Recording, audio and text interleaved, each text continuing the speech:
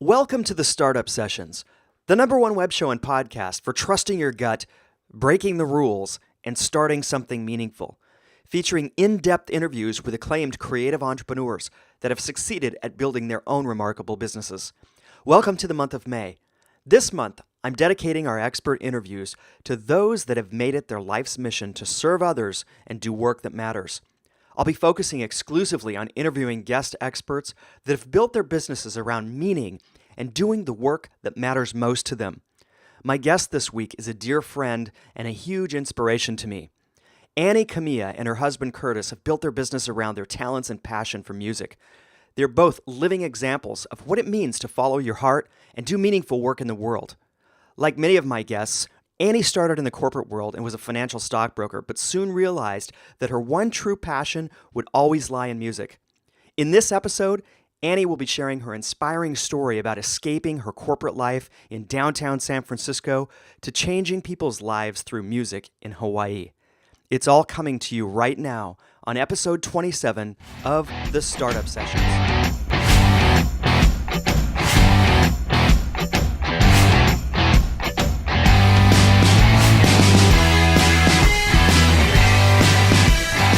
Hello, everyone, and welcome to this week's episode of the Startup Sessions. I'm Michael Knouse, and I'm super excited today because I've got a very special guest with us here. I've got Annie Kamiya from Honolulu, Hawaii with us today. And you'll find out why this is a special interview as we go along. But there's a little bit of a backstory that we'll get into here. And I'm super excited as well because we're kicking off a new monthly series about starting a business that matters. And Annie and her husband, Curtis, are just like the best example that I can think of someone that's gone down the path of following their heart and doing what they love and really being successful at a business that's meaningful to them and to the people that they touch with their business. So, Annie, it's totally an honor to have you on the show today and to be speaking with you, and I'm really looking forward to our conversation here. Welcome. I am so honored that you asked me. So thank you. It's a huge privilege. Yeah, cool. All right. So let me give a little bit of an intro. You and your husband, Curtis, have chosen this path of following your desire and your love of music. And you've done that through, I was just checking out your website, you've done that through, music instruction that you offer, production services, you've got your own studio, and you guys, perform under the band name Mango Season, which is amazing. I'm going to play a little clip of that later on. And I saw something about a music school. What is that something that you're working on right now as well? Yeah, well, we currently have, it's not like a large school where we teach saxophone and drums and all those different things. It's a very small sort of private music school, but that is Okay. part of the future programming that we're building is a music school that is more an online music school. And I can Okay. talk a little bit more about that later, but Okay. yes, it's very exciting. Okay, I love it. And I just love this because, I know this has taken time for you guys to put together, but, you do what you love. So you're playing music through your band, Mango Season. So you're doing it. You're doing your music. Mhm. You're performing. You're teaching what you love through instruction and voice lessons and several things that I've seen on your website. And then you offer recording services through your studio. And and you're giving back too. You're doing some work with the younger generation with students that I've seen on your website too. So it's like this really cool, all-encompassing project that you guys are you're living and breathing every day. This thing that's I know is so meaningful and passionate for both of you, and that's really commendable. Mhm. So I love it. But there's a backstory. There's always a There's a backstory. backstory. And I want you to elaborate on the backstory because I know Annie through my wife, and I know that both of them used to work in the financial services industry in downtown San Francisco together, and they've both got lots of good war stories from that. But now Annie is living in Hawaii doing Yes. music full time, and my wife Jill is living here in Portland being a yoga entrepreneur full I time. know. So two great examples of people that not that long ago were in a life that That you're just on a different path, and you decided to switch Totally. paths and follow something that was truer to you. So Hmm. I love that backstory. But I want you to talk a little bit, share a little bit about that backstory, that path from, working in a certain industry and Yeah. making that transition to work that's more aligned with who you are and the gifts that you have. Yeah, it was it's a great backstory, and I have to keep it brief because I could tell this long, long story from the very beginning.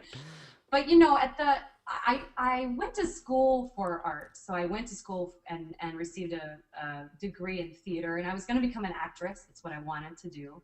Hmm. That's why we moved to San Francisco. Both Curtis and I were going to do music and theater, and I got really cold feet at 22, 23, and I thought I can't make a living out of art. It's Hmm. not possible.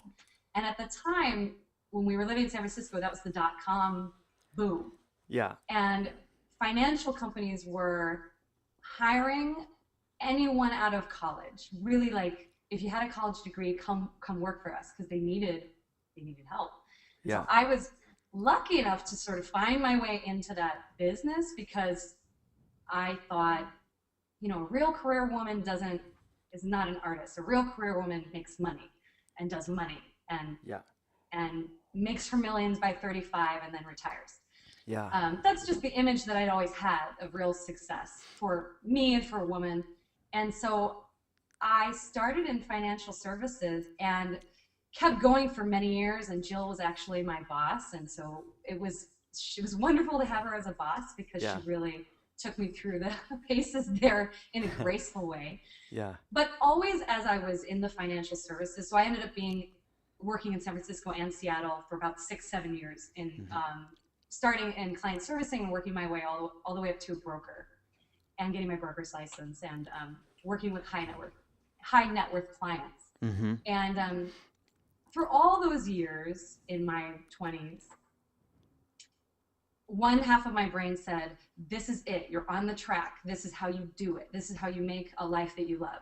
Yeah. And the other side of my brain was always like, well, really? Because I don't like this. I actually hate it. Hmm. But the other side of my brain that said, well, you need to, you're the first person to graduate college in your family. You really need to make something of this. I had all these stories going on that I really needed to be serious about work and about a career. And meanwhile, my husband was working in music. He was working during the day at Starbucks, and he had a management position, and that was great. But he was still doing music, and I had left all of it behind Hmm. for the real world, as as I thought at the time. And the best part of the story, to make it brief, is that we had back to Seattle. This was probably 2003. We both really hated what we were doing. We were making great money, and we had probably everything around us that was the sign to ourselves and anybody else that we were making it. Hmm. But I was on anti-anxiety medication. I was an insomniac. I couldn't sleep. I just things were not didn't feel healthy and right. So we sat down one day at a Starbucks, funny enough, and we were having coffee. And my husband said, "Well, if we had $1 million, what what could we do?" And so we started riffing. Oh, with $1 million, we could do this and we could do that. And as we're writing down the list, my husband was like, almost everything on this list we do not need $1 million for. We can do all of these right now. And one of the ones that was a dream of ours was to cash in all our chips and travel for a year. And he's like, I think that's what we should do. I think we should save up all our money over the next couple of years, get married. We were going to get married, pay for our wedding on our own, and then travel. And I was like, you are nuts. That is not what people do when they're in their late 20s. That's super wrong. Yeah. And he wore me down because he was like, do you want to live this life? And I said, no, I can't. I don't. Yeah. I love my clients, but I'm not a numbers person to begin with. So I don't even know how I survived there. But I Yeah. was like, I don't think this is right. So we did. We saved up. We just saved all our money. And in 2005, we left for a year around the world. Wow. And during that time, we had a lot of time to sit and think about what would be the next step. And my husband kept saying, let's do art, let's do music, let's do theater, let's do what we're passionate about. And I said, no, still I need to, this is good, but I need to make money and I need to do something, but maybe it's not make money. Maybe I'll follow a passion of mine, which is to help people. Yeah. So I went and while we were on the road, I applied for my master's in social work and have achieved that. Went to the University of Washington, got my master's in social work. And, but even at the end of that, I had this degree and I thought, I'm really close to it. I can taste what I want to do, but for some reason it's not aligning. And by this time we had moved back to Hawaii, and my husband had started the first part of our business, the teaching and mentorship business. And well, it took me a long time to finally get it, but it was just like 3 years ago where everything sort of finally aligned. Yeah. And he invited me to come into his business and work with him. And that's when everything started to gel. And my passion, after 15 years, came back around, and I finally gelled wanting to be of service to people and music and theater, and it all came back. And so we've been doing that for 3 years. So that's the quick version of the backstory, not with all the good, juicy war story details. I love it, because I think what it demonstrates is that, there's it's normal to have that tug of war between, oh, should I follow what the world says is that thing that maybe I should be doing, versus that inner desire to really express myself through whatever creative endeavor that I might want to do as well. So, and then the path, it's a windy road too. It's like, it's not a straight line. I can't think of any entrepreneur that I've ever talked to where it's been just this straight, easy path. It's always this windy road that gets you to the point where you are. So I love it. I love your story. It's powerful. It's a powerful example. Yeah. And it really didn't, like you just said, I think sometimes it just takes time. I know I just was listening to, maybe Marie Forleo was talking about this, one of the sort of business mentors that I follow, about, don't waste time in some ways trying to find your passion. Mm-hmm. Just start doing. Yeah. And in the doing, your passion kind of unfolds. And yeah. in some way, I think it just took me to start doing the music and the art again to realize that it was probably really actually closely aligned, not only with what I wanted to do in my heart, but also what I could see doing with young people, which is the community that I now work with. Yeah. Pretty much solely. Okay. So yeah, it took the doing, I think. I to actually realize that it was right. Well, that's such a good point too, because I think there's even a lot of misinformation around, or not misinformation, but more of conflicting information around, following the passion, and people can spend a lifetime trying to find their passion instead of just jumping in to something that's meaningful and getting good at it. Because when you get good at it, you do develop that excitement for being proficient and good at something that you enjoy, whether it's, like you, blending music with working with young people and all the things that you guys do. It's just fantastic. It's such a great inspirational story. Cool. All right. It worked out well. It's working out good. It's working out good. Okay so far. All right. So, Annie, describe a little bit for the listeners your business. What services you guys provide, what you guys do. Give us a hint of all the aspects of your business, because, and this is important, the reason I want you to do this is a lot of times people think, oh, if I follow, something I want to do, it's just one dimensional, and it's not. You can wrap so much into so many flavors of different things into the work that you love. So that's why I want you to shed some light on that for us. Yeah, well, you actually, as you were going through in the introduction, I was like, oh my God, that sounds exhausting. What we do. Because we do have a lot of facets to our business, and I think part of that was because we had to jump in to the business pretty fast, because I needed to jump into the business. I had been let go from a startup company so I had to immediately get in and we had to start feet in the fire. But our friends joke that we have really 3 businesses. We do run 2, but it ends up being 3 different kind of communities that we serve. Okay. And so on the music instruction side, it's really it's private instruction, but it's also music mentorship. And that's a program that we're creating right now for this online community is really a mentorship program for young adults, 13 to 18. So right now we service all ages, but we're moving towards really finding our niche market in teenagers because that's the group we love working with. Cool. And so that private instruction is really one-on-one here. We're moving that instruction and all that mentorship and coaching online, starting in the fall. Okay. We also have our recording studio, which is a pretty small portion. It's also for us as a band. We have our own studio to record our music and make videos if we want. And then we have the band, which we have my husband and I who are a duo, and then we go all the way up to a 5-piece band. We do small tours. We perform almost 5 nights a week here locally. And then, of course, we do sort of a third side of the business, which we have our own client base, which is weddings, events, corporate functions, incentive events, things like that, which is the band, but definitely in a different milieu, I guess, with a different client base.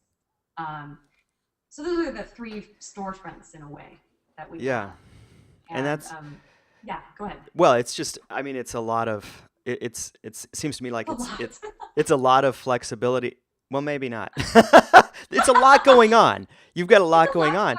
But those are all different revenue streams for you, and they're also all different creative outlets that are, that seem to me like they would keep things fresh. It's not like you're doing the same one thing over and over. You've got all these different facets of what you guys do.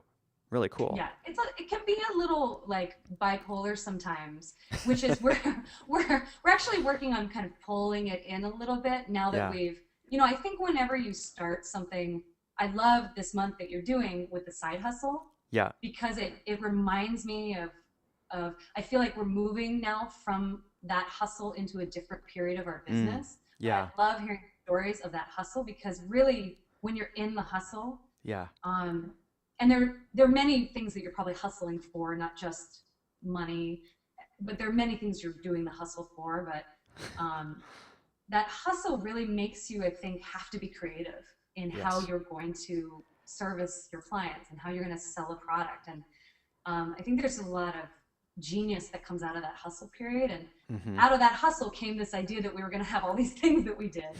But I think once you end the hustle, you can maybe bring that focus back a little bit, which we're in this phase where we're really enjoying that we get to become small again and really niche and really focus, which is a real joy for us because it can expand to this place where you actually can't keep your arms around it anymore, and it's a little untethered. But now we're starting to pull it back in, and the hustle becomes something different and a little bit more manageable and easier in a way. Okay. I don't know if I was answering a question. I just was going off. No, you were saying some great things, and it's wisdom. Okay.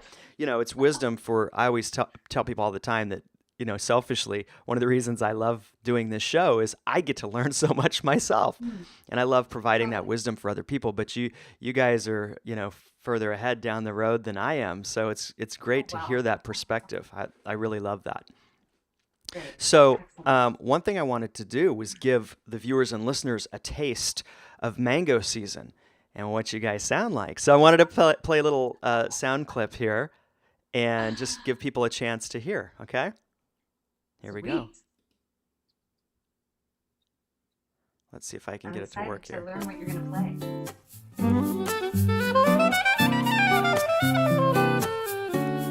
Where is the love? Where is the love? Where is the love? Where is the love? Where is the love? Where is our love? Where is the love? Where is the love you said you'd give to me? Soon as you were free, will it ever be? Where is the love? Oh, good. That's actually the first song when my husband and I met in college. That was one of the Yeah. first songs we actually worked on together. So that's how it made it onto the first album we did because it has a It's lot of actual sentimental meaning to us. wow. It's so good. It's so good. Thanks. Very jazzy, very loungy. That's the sound we like. Yeah. So this is a great point actually to I'll link this up on the show notes, but if people want to go and Awesome. find your music and, Yeah. experience your music and or buy your music, like what's the Cool. clearest path for that? Oh, are you asking? Yes. Oh, yes. You can go directly to our website, but of course, we're on Amazon, iTunes, Spotify, anywhere that you could listen to music, you can buy it. Okay, under mango season, right? Under Mango Season. That's right. Okay. Yeah.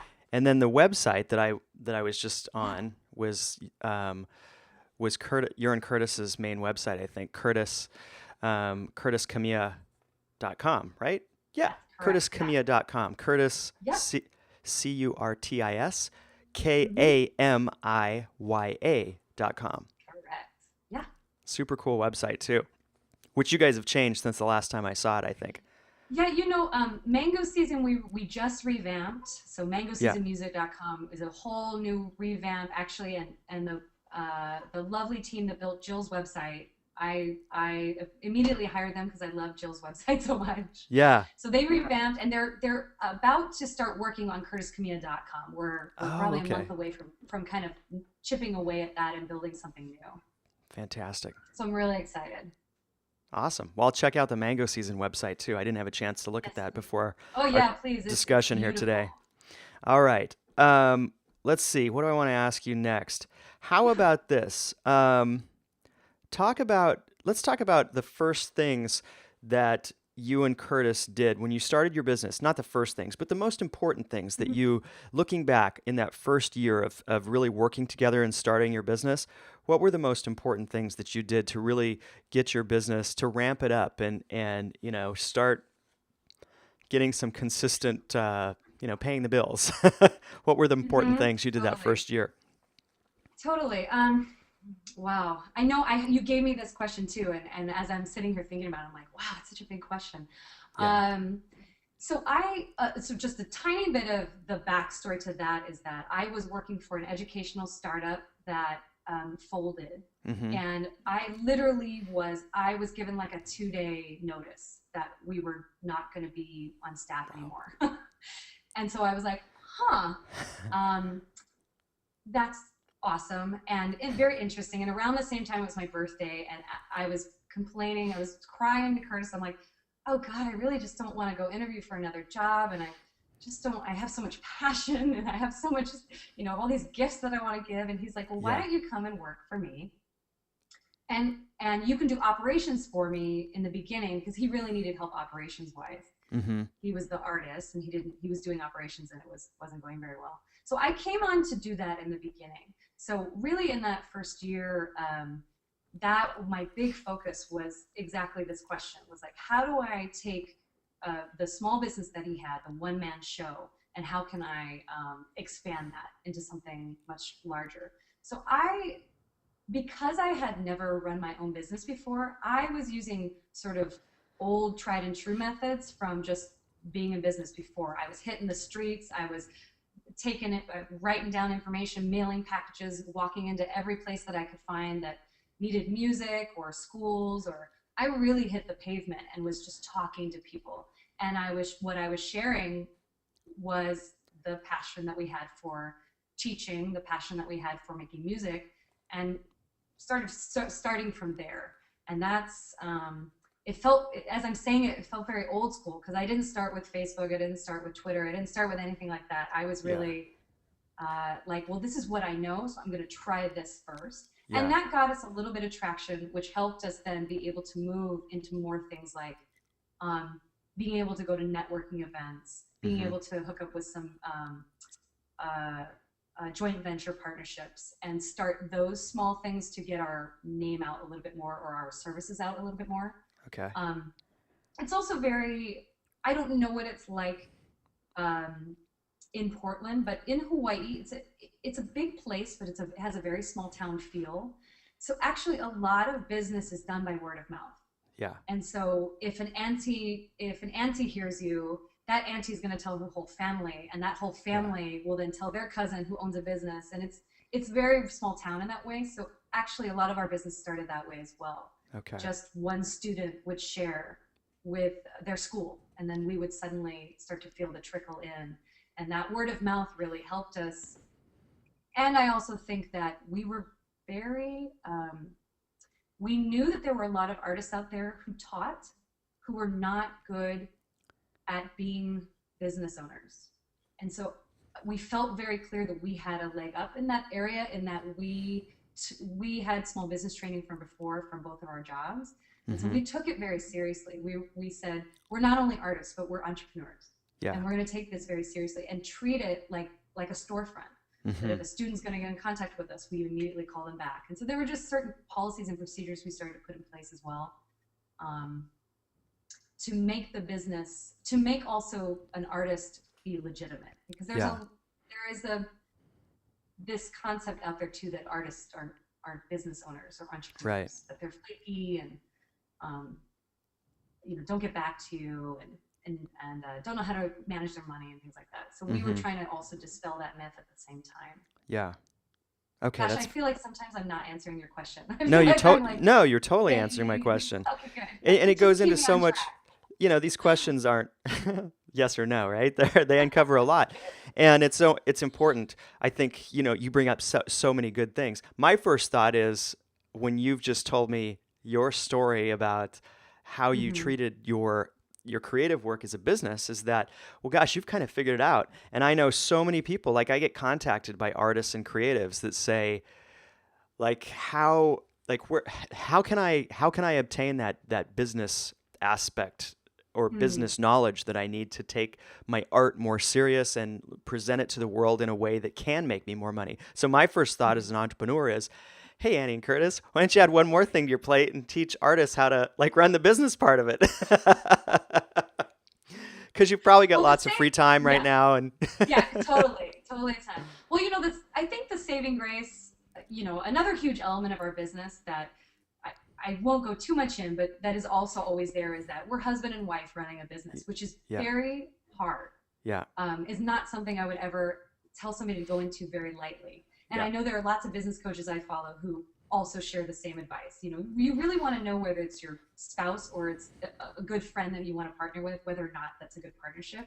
We sort of did it trial by fire. Yeah. But the great thing for us is we are very different in that I'm very type A, and I can do operations in my sleep. It's like something I actually really enjoy in a lot of ways. All the nitty gritty, balancing the checkbook and things like that. Yeah. Where my husband is less of that, and he's more the big visioning person, the creative, less feet on the ground, less details, more like, here's where we're going to be in 2 years. And I'm like, great, now here's how we're going to get there.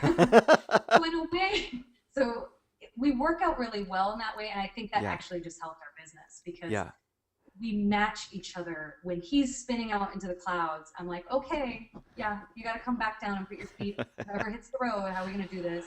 And when I'm too rubber hits the road, and I think, oh, this isn't going to work, he's like, but here's how it's going to happen. And he just, he gives me this beautiful rainbows with unicorns, and I'm like, oh, I love it. So fabulous. Yeah. I love it. So it also helps to have, it does help. I know a lot of solo entrepreneurs who, when I hear their stories, I think, wow, I am really lucky, because I have a partner in crime that I can work with all the time. Yeah. And I'm sure it's great for you in a way to have Jill, who's another entrepreneur, and you guys can kind of bounce ideas off each other. Mm-hmm. I can see how being a solo entrepreneur is daunting, because you don't necessarily have that partner right there to work with and bounce those ideas off of it and fail and try things out and get good feedback. Yeah, it's so true. It's the challenges of being married to someone who's also we're kind of business partners, because we both have our own businesses, and we share the same house and space. Yeah. But it's definitely a challenge, but it's also it can be a really cool thing too. And so I do feel fortunate way more than not being able to at least be in the same space with someone else that's an entrepreneur and who's building their thing. And the biggest thing for me is like she's ahead of me because she's been doing this for longer. So I get Yeah, frustrated trying to play comparison or catch up, you know? So it actually motivates me, but also I'm like, ugh, I need to catch Jill. totally, She's crushing me right now. totally, totally. Yeah. No, it's fun though. Um, all right. So this is a question that I'm excited to ask you Yeah. because it's something that I like. I kind of see and hear the undercurrent of a lot, especially with people that are in a more creative oriented business. Is Mhm. how do you balance working at something that you're really passionate about, something that's creative like you with music, and treating it as a business, because there's both elements, right? And a lot of people say, well, if I start treating it as a business, it's going to lose its creative luster and that part's going to go away. Mhm. So I'm always interested in that balance, and you guys have been in this long enough to Mhm. to have some sort of a perspective on that. So I want to hear what your perspective is.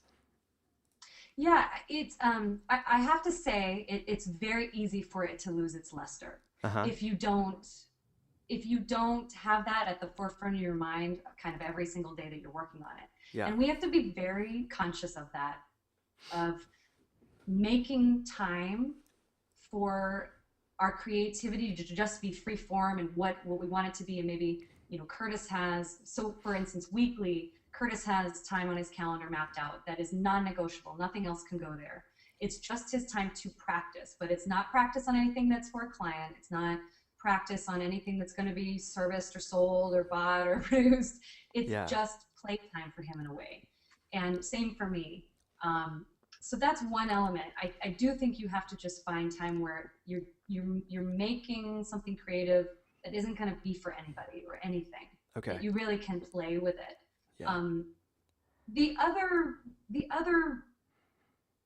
way that I don't know if we even balance it, because some months are harder than others. Some months we really feel the pull of, like, one month we'll just be like, I'm not feeling the passion right now. Mm-hmm. So we have to be conscious of those moments, because that can spin Yeah. into months, into a year, into suddenly you don't Yeah. want to do it at all. So Yeah. we do have to be really conscious of that. And we do, on a bi-monthly basis or bi-weekly, I'm not sure how that phrase is used correctly, but twice a month we Twice a go month. and we go see a counselor who's actually our business coach and sort of our marriage counselor. And she will help us get clear and find demarcation lines and Yeah. compartmentalize things so that we can walk out feeling a breath of fresh air in some areas that we were feeling stagnant. I will say that, going back to what I was talking about, we were in this big hustle moment, and now we're sort of coming into a more manageable, niche focused time. Mm-hmm.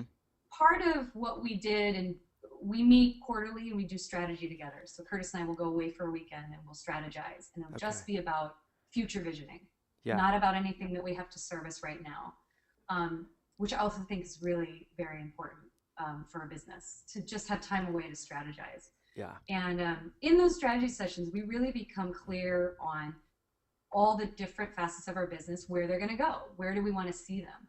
And so right now we're actually moving into a different period where, for us, the teaching and mentorship around music, we have so much passion in that area, and we're so jazzed and pumped up with what we're going to do with young adults in that area, that we actually are hoping to take the band and make it more and relieve the burden from the band to be a income generator. Okay. So that the band will make money, Yeah.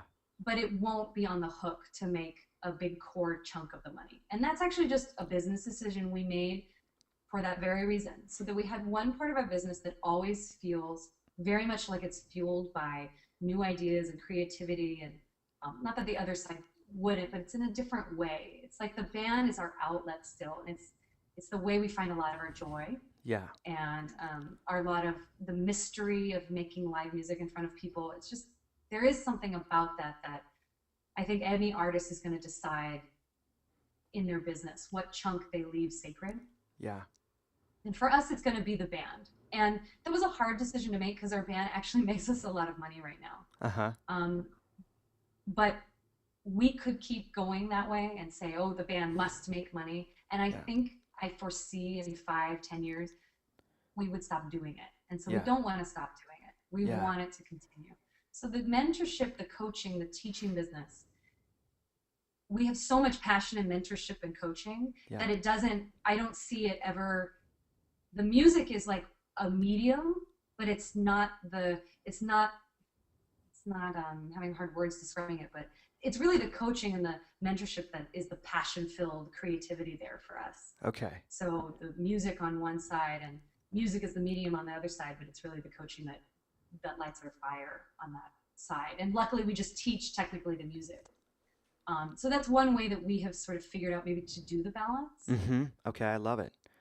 Yeah, and so it sounds like, you're very conscious of taking that time to really assess where things are at, where things are going, Mhm.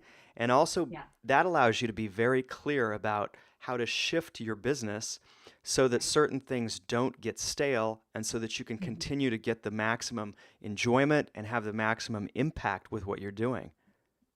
Exactly. And I think what's always in the back of our minds too is, and I work with two business coaches out of California, Mm-hmm. and they're a husband and wife team. And that's actually why I started working with them, because they Okay. have built a business in 10 years that's just they were holistic coaches that had built this multi-million-dollar coaching practice. And I love them. I love what they do. And so in working with them, I think at one point, the husband, his name is Jesse, he just asked point blank, he said, are you passionate enough to have a business that lasts for a year, or are you passionate enough to have a business that lasts your entire life? Mm-hmm. You have to make that choice. Yeah. And I got really emotional because he's like, if you're going to choose things that only make this, if the door's only open for a year and you say, yeah, I'll try it for a year versus I'll try it for my life. I got really emotional because Curtis and I got really clear. This is what we're going to do till we die. Yeah. So if we're going to do this, there's no retirement anymore because we don't need to. Because if we're doing Right. something we love, Yeah.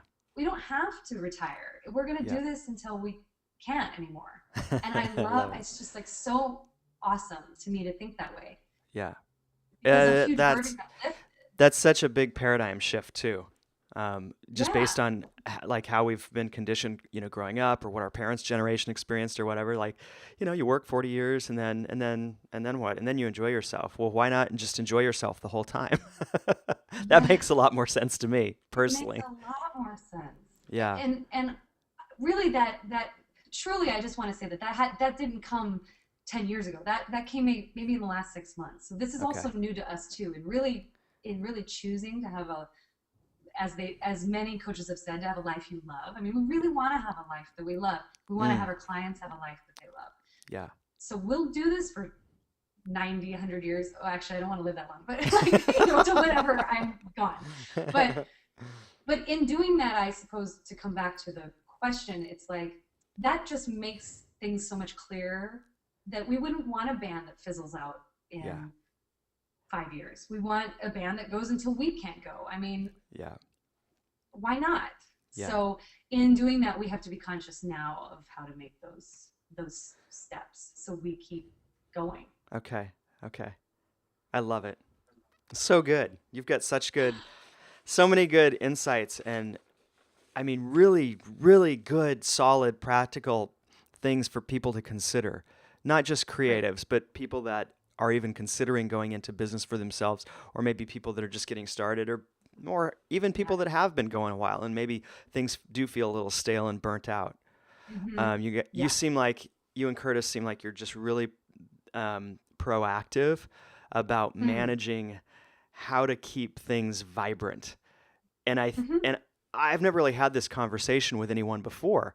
And so I think this is fantastic. I just love how things come up in these conversations, because this is so rich, and it's so important. And I don't really hear it talked about a whole lot. If maybe I can't really recall a conversation. I'm sure other people or other coaches have talked about it, but this is so good. So thank you.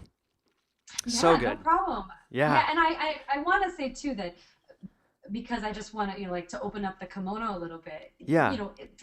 4 months ago, we were probably in that place where we try to be conscious, but life happens and you Yeah. get busy and you forget the strategy meeting. And so I would say maybe 6 months ago, maybe 4 months ago, we were burned out. I mean, we were burned out. And I think sometimes you almost have to push yourself to that edge too, where it's a learning edge. It's a scary edge, but it suddenly becomes a learning edge because you're like, well, I can sink or I can fly.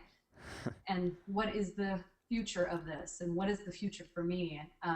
So just to, let other people feel like, we're not as like, we're working on it every day too. I Sure. suppose that's the thing. You work on yourself every day. You work on your business every day. Hopefully you come away with these gems, but we've been in the gutter too, and had to Yeah. work our way out of it. Yeah, and You know? my experience is that like probably 9 times out of 10, like that's how you get clarity and that's how you find out how to do things better is you were Yeah. slammed against the rocks or you were ready to call it quits and so Yes. you reached out for help or you like it causes like that hardship causes something else to be born. And for some reason that's just what it takes a lot of times is being slapped upside the head a little bit and then getting new clarity. It's just the way it works with anything, but especially when you're an entrepreneur. Right. And it can sound cliche. There's so many cliches that, are bandied about in entrepreneurism, but I think Yeah. they're cliches because they're all of them are true because sometimes you just need to be, you need to, what's that saying that you fall 8 times, get up the 9th, or I'm saying Yeah. it wrong. But it really is true. And if you want to be, I just really think if you're going to be an entrepreneur, if you're going to take on the seriousness of your business and call yourself an entrepreneur, that's the other thing, just to add, Yeah. is that my business coach said, you can keep calling yourself a musician, but you're actually an entrepreneur. So you can choose which one you're going to call yourself. But if you're going to continue to call yourself a musician, you don't think you're going to take this seriously. Yeah. And I was like, oh, okay. And he was right in a lot of ways. We're still musicians, but I think at the core, we've just decided to be entrepreneurs. And that also took our business up a level. Okay. To just say those words, to be like, I'm serious about this. Yeah. So that just thinking about making that switch in your mindset from musician to entrepreneur seems to have caused you to like make that little extra step in. I think it brought some seriousness to my game. Okay. And to Kurt's game. It put a little bit more skin in the game for us to say, if we were to say we're musicians or artists, the world's commentary on what that means seeps into your brain. Yeah. The United States commentary on what that means seeps into your brain. And it Oh, yeah. allows a little bit of conversation in your head about who you are. And Yeah. I think when you say you're an entrepreneur, then it's the same thing. It's the conversation, the commentary comes into your brain, and it just settles in a different way. And so you can try on what you think about it, what the world thinks about it. Yeah. And I think entrepreneur just upped our game because we could hear in our own mind, that's right. I'm a business owner. Yeah. I make my clients' lives better. I'm here for service. I'm here to support. I'm not here to just play music or be an artist. That's a component. But if I was that way, then all the other things that I have about that world, about what it means to be an artist, start to infiltrate me in my mind. And I think it's just, not that it isn't there, but I think it's just, it's trying on a different set of clothes and seeing what that feels like. And Yeah. I think for us it worked. It may not work for everybody, but I think for us it just really made it, this is our life. This is serious. This isn't a game. We're here to make things better for other people and ourselves. So Wow. it's a game. I love that. And that's coming from a true place of service too, what you just said. Here to make life better for yourselves and others. Like that's truly, my belief as an entrepreneur is that at the foundation of it, you're serving other people through something that you really care about. And that I often think of that when, it seems like I'm having a tough day. Is that ultimately, my job, the thing I get to do is serve other people through what makes the most sense to me. And that seems to lighten things up and allow me to move forward and out of my funk if I'm in one. Yes. And I love what you said too, because to me that does there's a big difference between saying I'm an entrepreneur in the music business versus I'm a musician. They're both great, but there's something different there. And even for my wife, for her to say I'm an entrepreneur in the yoga world versus I'm a yoga instructor, there's a big difference there. Exactly. Yeah. It is. Yeah. It is. And it's also what's interesting is that, I'm all for also changing other people's mindset about what a yoga instructor is or a musician, because I do think there's some unfair commentary there about certain industries. But I also think when I'm out sharing with my joint venture partners, or when I'm even out just sharing what I do in my business, it matters the words that I use to people. If I'm sharing that what I do is I help teenagers find their voice and build their pathway to a better life and find their creative voice, rather than say, I teach kids. Yeah. It matters, because it matters the passion that you're sharing. It matters how you present yourself. It does matter. And there's no right or wrong way. I just have found that it does matter when I'm sharing even how it feels inside my body, to share that what I do working with kids versus why I'm a musician. It almost says that if I say I'm a musician, it's like I don't believe in myself or something, or that's all that I do. But it's I'm probably flaky, and all those things that come with it. Yeah. So I do think it also just matters. They matter, and I'm not, the words you use, the things you try on, and so you should try on all different types of words and costumes and attitudes to see what fits. Sure. Because it did take us a long time. It took me a long time to figure out what fit and what felt right. And I haven't done it alone. I've definitely had business coaches to help me. Yep. So, where I could take myself, I've had other people help take me further. Sure. And normally it's just a small thing, like an insight like that. Like, are you a musician or are you an entrepreneur? And I'm like, okay. Gotta try in a bigger game. Yeah. It's fascinating. It really is. It really is. Just to hear what people like yourself, the shifts that have made a difference. Because at the outside, if I were just to read a paragraph in a book about this shift, this seemingly small shift that allowed you to make a change in your business and the way you saw it and the way you felt it and experienced it, it's just good to hear the meat behind it, the backstory. I love that. So thank you for sharing that. No, I agree. I'm the same way. And your video series is the same thing for me. You could read something in a book and then you hear a professional talk about it, somebody who's been on the ground running, and it just changes everything. It changes your whole perception of what they're talking about. Yeah. Yeah, it really does. All right. We have covered some good ground, and I swear to God, I could sit here and talk to you for so long, Annie. This is Video number two. Video number two. We might have to. I'll bring my husband next time. Yes, we could do a series. I'm sure there's going to be creative. I'll bet you.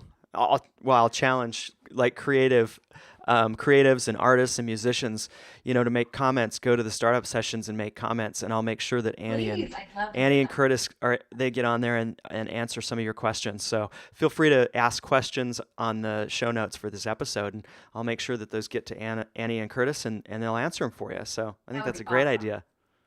Perfect. All right. Okay. So are you ready for the lightning round of questions? Yes. I'm nervous. Okay, here we go. So this is fairly new here. We've just started doing the lightning round, and I love it. So can I use props? Yeah, absolutely. Props make everything better. All right, Annie, most influential book for you. Okay, I have it right here. I'm going to share it. Okay. It is. Can you see it? Steal Like an Artist. All right. I love it. Okay, perfect. It's by Austin Kleon. I don't know if you've heard of it, but I have. I think Marie Forleo introduced me to it, or another business coach, and it's like my Bible. I have both his books actually. Yeah. And the other one is Show Your Work. Okay, I love it. So this one is like ideas on what being an artist is like, and this one is like putting your art into practice and into business. And they're right here. They're like my Bibles. I have them highlighted. And, fantastic. so that is my most influential book. Okay, great. Next question. Most effective strategy for growing your business?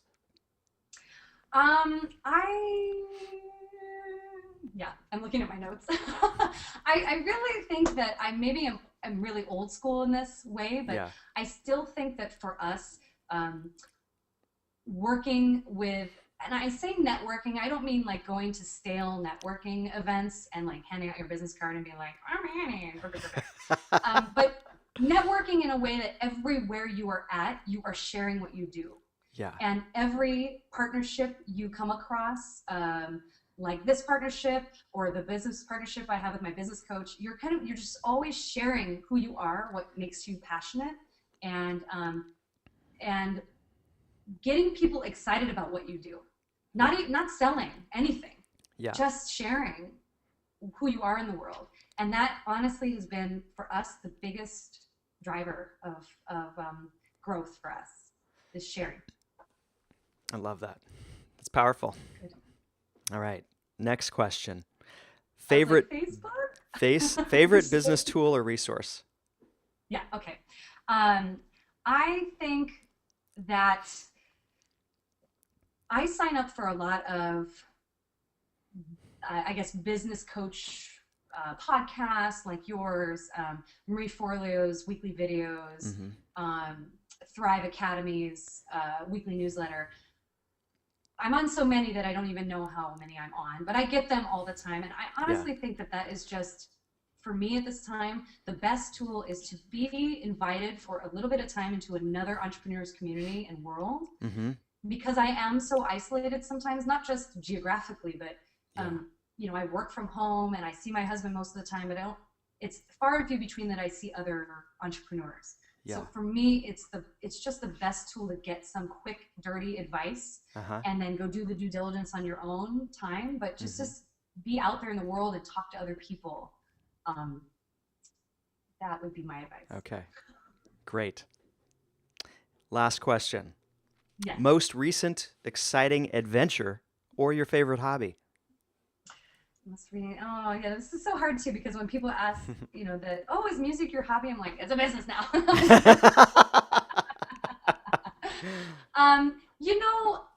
What's so funny is that we live in such a beautiful place that we don't always see is so beautiful because we're inside and we're working. And I have to say that we will take trips up to the North Shore. So I live in Honolulu, but we go up to the North Shore of Hawaii, on Oahu, and we'll often just get like on a catamaran or take a whale watching excursion. It takes half an hour to an hour, and I have to tell you, every time I do it, and we do it a lot, it's as exciting as the first time, because you get out there and you look back at the island, and I'm like, I live here. I live in this place. It's amazing. It is an amazing place, and we've traveled around the world, but I have to say that just looking at our home and recognizing that it's home and being able to take short excursions to this beautiful beach, it's amazing. So that is my favorite thing right now. That is cool. And I gotta say, you do live in an amazing, incredible part of the world. And to be able to realize that and recognize it, I think is fantastic. There's a beautiful spring like 70-degree day in Portland here today, and it's heard. Everything's wonderful. But it's supposed to rain tomorrow, so we'll be more envious of you again tomorrow when the rain starts to fall. Well, I was laughing right before I got on with you.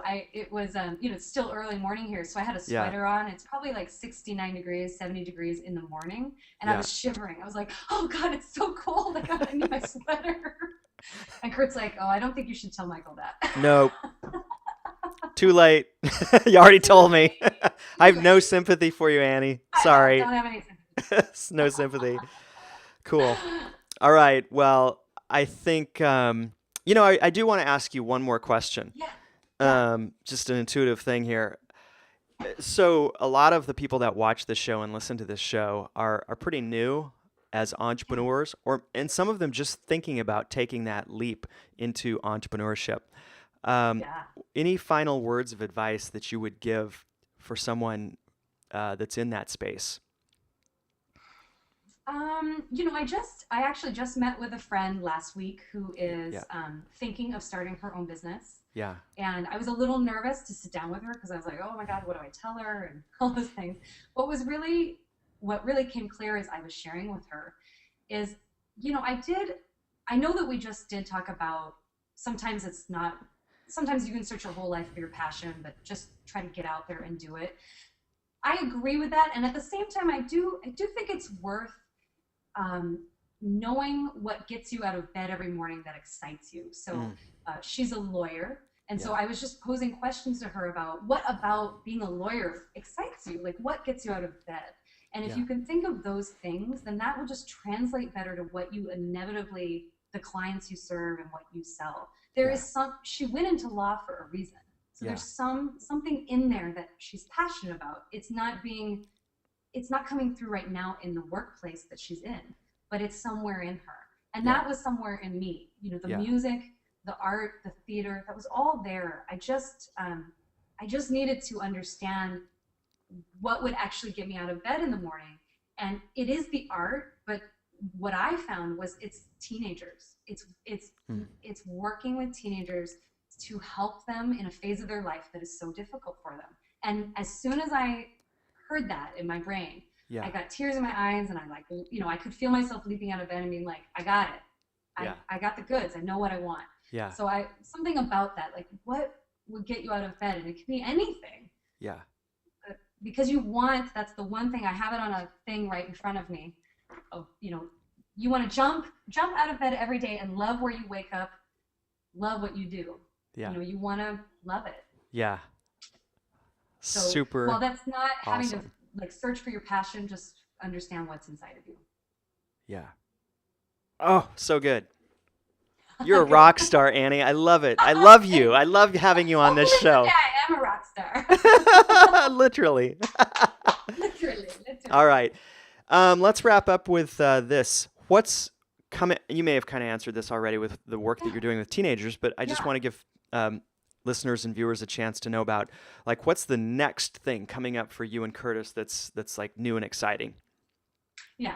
So the next thing we're hoping to launch in the fall is an online program that also has a home study course component to it, Okay. really geared towards teenagers Mm-hmm. who are struggling creatively, who are struggling to find their voice, who are struggling with having a lack of power, not understanding what the next phase of their life is, and similarly that their parents are struggling with how to make their kids' life as good as they can imagine it to be. So we're Okay. working on a program that helps the parents as well as the kids Wow. through a mentorship program that really hones and finds that voice and that place of power for the young people. Okay. Helps them build that creative voice. And as always with everything that we want to do is help them find and build their own pathway to a life that they can love. Okay. And I think that's extremely important for teenagers because I feel like we do short shrift to teenagers a lot of the time by saying that we understand them and that they're okay and that they just need to go to school and they'll be fine and we were fine and so they'll be fine. But I think Yeah. we do short shrift to them, and I think Yeah. they need our guidance. Yeah. And so that's the program that we're working on right now. It's totally different than anything we've done before. It's nerve-wracking, it's very scary, but it's very exciting because we're getting the feedback from parents and young people that especially those teenagers who are inside of them are artists and who are Yeah. their passion and their will source is through music. Yeah. Something where they can find their tribe. Mm-hmm. They themselves can work with a tribe that's not only on music but on helping each other build lives that they love.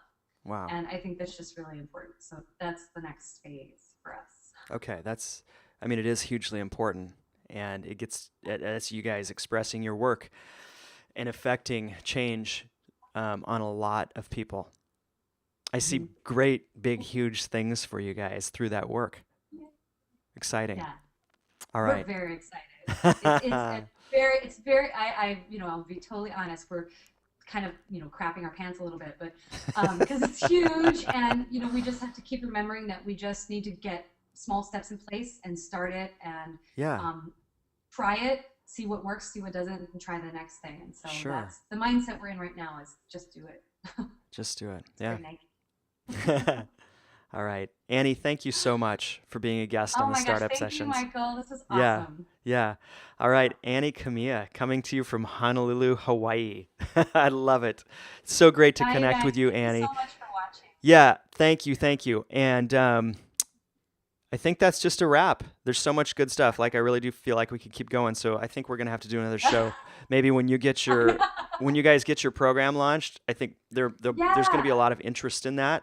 And I may want to bring that back to the show in a little, kind of a different focus than what we had today. So perfect. Something to think about. Love it. With Curtis on too. Michael. Just put a bug in his ear. Yes.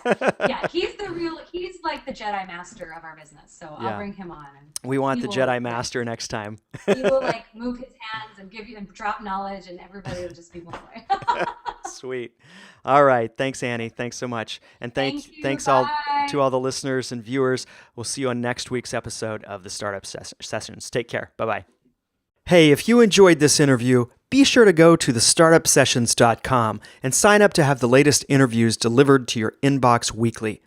All of these interviews are also offered on video at thestartupsessions.com, or get the audio version via the Startup Sessions podcast.